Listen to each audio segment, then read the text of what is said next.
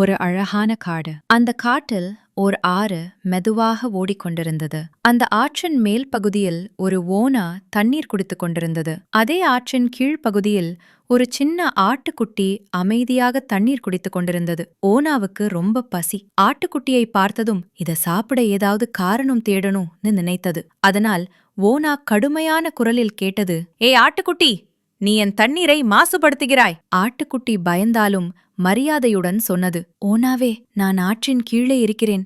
நீங்கள் மேலே இருக்கிறீர்கள். என்னால் உங்கள் தண்ணீரை மாசுபடுத்த முடியாது." இதைக் கேட்ட ஓனா உடனே மறுபடியும் சொன்னது, "சரி, கடந்த வருடம் நீ என்னை பற்றி குறை சொல்லினாய்." ஆட்டுக்குட்டி அப்பாவியாக பதில் சொன்னது, "ஓனாவே, நான் இன்னும் குட்டிதான். கடந்த வருடம் நான் இங்கேயே இல்லை. அதனால் நான் எப்படி குறை சொல்ல முடியும்?" இப்போது ஓனாவுக்கு கோபம் அதிகமானது.